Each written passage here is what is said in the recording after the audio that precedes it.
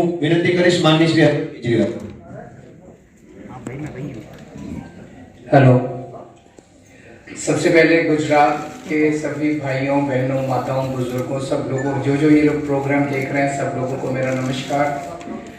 और पिछले कई महीनों से मैं लगातार गुजरात आ रहा हूँ।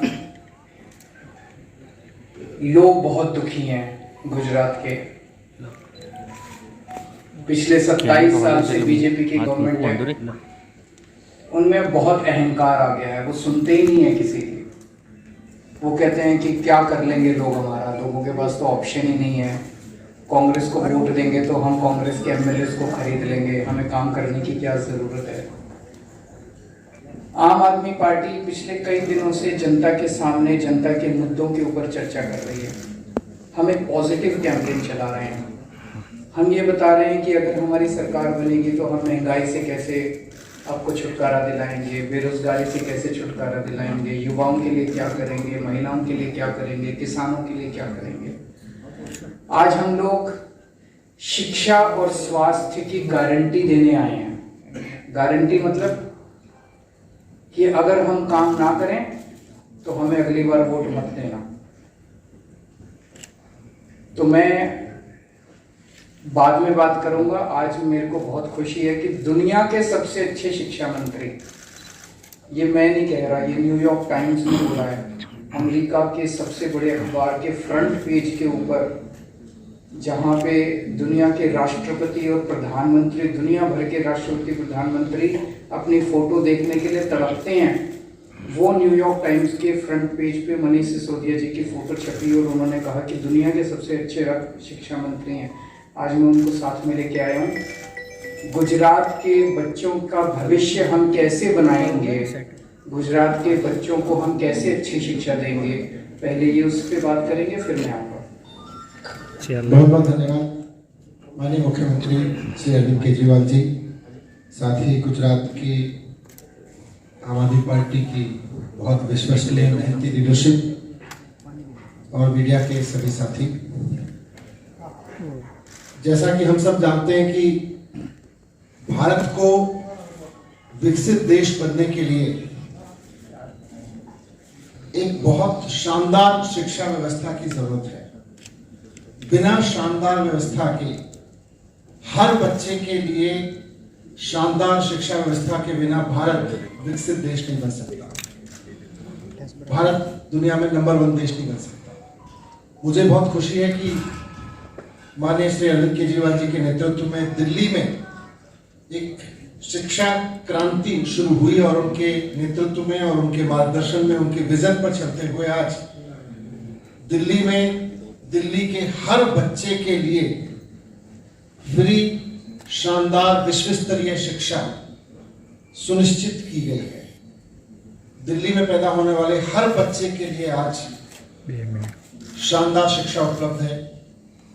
दिल्ली के हर माँ बाप आज इस बात से संतुष्ट हैं कि हमारे बच्चे के लिए केजरीवाल जी ने शानदार स्कूल बनवा दिए हैं। इसी तरह का काम अब पंजाब में भी शुरू हो गया है। केजरीवाल जी के नेतृत्व में, उनके मार्गदर्शन में, वहाँ भगवंत मान जी के नेतृत्व में जो सरकार चल रही है, वो पिछले 5 महीने के अंदर अंदर इतनी तेजी से काम कर रही है शिक्षा पर कि आप देखिएगा बहुत जल्द वहाँ पे बहुत शानदार स्कूल देखने को मिलेंगे और वहाँ की रिजल्ट देखने को मिलेंगे। अच्छी शिक्षा आज गुजरात के भी हर बच्चे का हक है। वो चाहे गांव में रहता हो, चाहे कस्बों में रहता हो, शहरों में रहता हो, वो सरकारी स्कूल में पढ़ता हो या प्राइवेट स्कूल में पढ़ता हो, अच्छी से अच्छी शानदार शिक्षा आज गुजरात के भी हर बच्चे का हक है।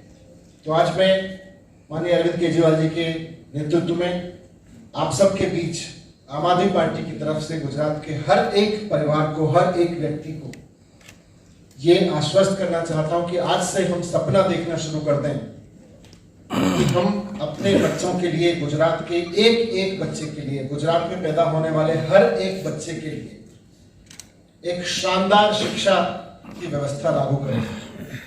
और वो शानदार शिक्षा की व्यवस्था गुजरात के गांव देहात से लेकर शहरों तक हर जगह लागू होगी। सिर्फ ऐसा नहीं है कि शहर के कुछ स्कूलों को अच्छा करें, जैसा दिल्ली में हर स्कूल को किया है। तो इसलिए आज मैं आपके बीच में अरविंद केजरीवाल जी की तरफ से केजरीवाल जी की शिक्षा गारंटी के रूप में गुजरात के सामने कहना चाहता हूं कि आप सब अरविंद केजरीवाल जी को मौका दें।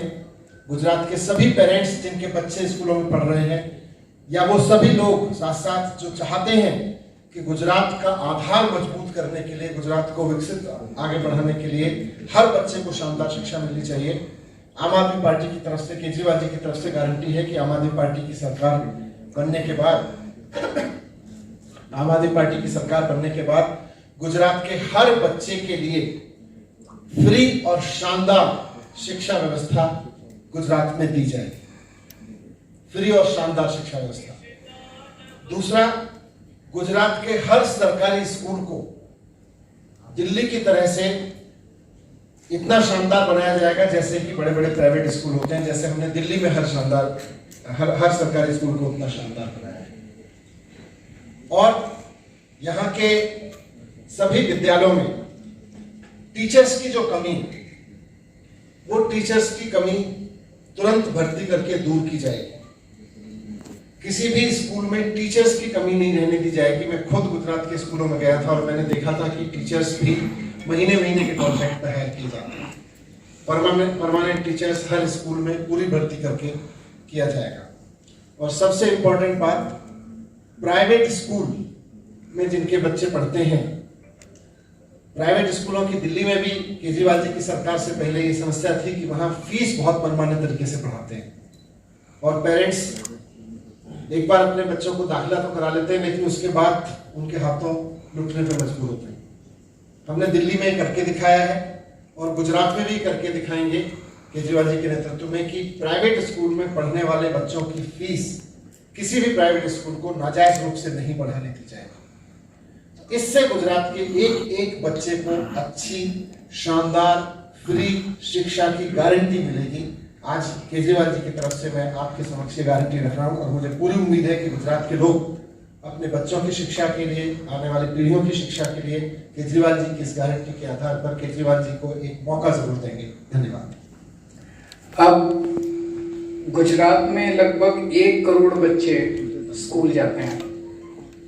उसमें 53-54 लाख बच्चे सरकारी स्कूलों में जाते हैं और 44 लाख के करीब बच्चे प्राइवेट स्कूलों में जाते हैं। दोनों के साथ धोखा होता है। जो प्राइवेट स्कूलों में जाते हैं उनकी फीस मनमानी बढ़ा देते हैं, उनको ज़बरदस्ती करते हैं उनके साथ, और जो सरकारी स्कूलों में जाते हैं, सरकारी स्कूलों की हालत बहुत ख़राब है। तो जो मनीष जी ने अभी आपके सामने पूरा खाका रखा, उससे गुजरात के 1 करोड़ बच्चों का भविष्य सुधरेगा। ये बहुत बड़ी बात है। तभी गुजरात की तरक्की होगी और तभी देश की तरक्की होगी। और ये जो आज स्कूलों की और शिक्षा व्यवस्था की बहुत बुरी हालत है, ये भारतीय जनता पार्टी के 27 साल के कुशासन का नतीजा है। इनको अगर एक मौका और दे दिया तो 5 साल और खराब करेंगे ये लोग। अब मैं आपको स्वास्थ्य की गारंटी के ऊपर आता हूँ। गुजरात के सरकारी अस्पतालों का, सरकारी डिस्पेंसरी का बहुत ज़्यादा बुरा हाल है। धीरे धीरे इस पूरे सिस्टम को ख़त्म किया जा रहा है, जानबूझ के ख़त्म किया जा रहा है। और इसलिए ख़त्म किया जा रहा है ताकि आदमी मजबूरी में प्राइवेट स्कूल अस्पतालों में प्राइवेट डॉक्टरों के पास जाने के लिए मजबूर हो। और प्राइवेट अस्पताल इतने महंगे हो गए कि अगर एक कोई बड़ी बीमारी किसी के हो जाए तो पूरी ज़मीन जेवर सब बिक जाते हैं, आदमी कर्जे में आ जाता है। और कई किसान इस वजह से अब सुइसाइड कर लेते हैं क्योंकि उनके पास बीमारी का इलाज करने के लिए पैसे नहीं होते।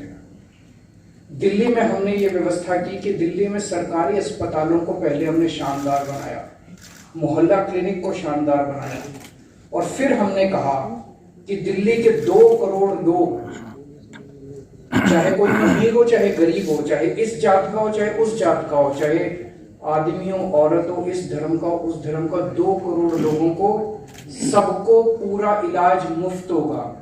सारी दवाइयाँ, सारे टेस्ट, सारे ऑपरेशन, सब कुछ मुफ्त कर दिया हमने दिल्ली की जनता के लिए।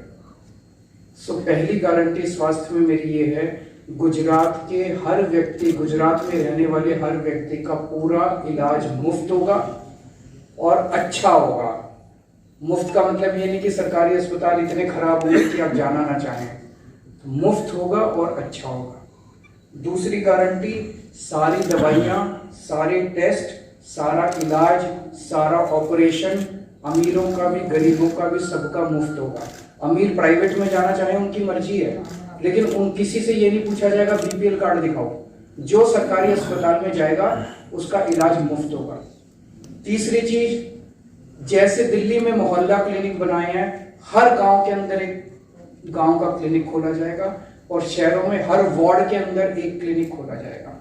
तो जितनी छोटी मोटी बीमारियां, खांसी, जुकाम, बुखार, उसके लिए आप मोहल्ला क्लिनिक में जाओ, आपको बड़े अस्पताल में जाने की जरूरत नहीं है। एयर कंडीशन है, सारे के सारे शानदार है, वहां पे आप जा सकते हो। चौथी चीज, जितने सरकारी अस्पताल हैं आज गुजरात में, इनको प्राइवेट के मुकाबले अच्छा किया जाएगा, शानदार किया जाएगा, सेंट्रली एयर कंडीशन किया जाएगा।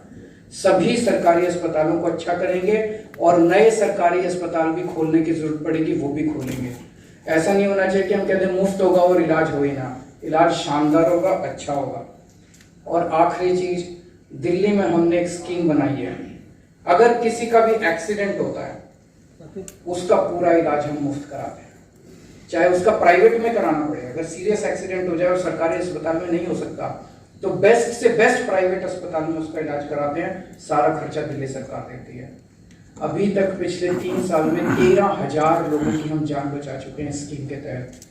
क्योंकि एक्सीडेंट होता है, लोग कोई उसको उठा के नहीं ले जाता अस्पताल, उसे लगता है मैं अस्पताल ले गया तो मेरे पल्ले पड़ जाएगा। हमने कहा आप अस्पताल ले जाओ, उसका सारा खर्चा हम देंगे, बस अस्पताल में ले जाकर उसको एडमिट करा दो। तो ये 5 गारंटी आज मैं स्वास्थ्य के क्षेत्र में दे रहा हूँ। एक दो चीजें और बात करना चाहता हूँ। अभी थोड़े दिन पहले मैं आया था, लगभग महीना 1.5 महीना पहले, तो कई सारे पूर्व सैनिक, एक्स सर्विसमैन धरने पे, प्रदर्शन पे बैठे हुए थे। तो उनकी एक डिमांड ये थी कि जो गुजरात का रहने वाला व्यक्ति सेना में शहीद हो जाता है बॉर्डर पे, तो उसको उचित मुआवजा नहीं मिलता। दिल्ली में हम लोग, दिल्ली का रहने वाला अगर कोई भी व्यक्ति फौज में है और काम कर रहा है और बॉर्डर पे शहीद हो जाता है, हम उसको 1 करोड़ रुपए देते हैं। तो उस टाइम मैंने उनके बिहाफ पे मैंने ऐलान किया था कि हमारी सरकार बनेगी तो हम उनको 1 करोड़ रुपए देंगे। मुझे बेहद खुशी है कि कल गुजरात सरकार ने ऐलान किया है कि वो भी अपने पूर्व सैनिक, कोई भी शहीद होगा तो उसको 1 करोड़ रुपए की राशि देगी।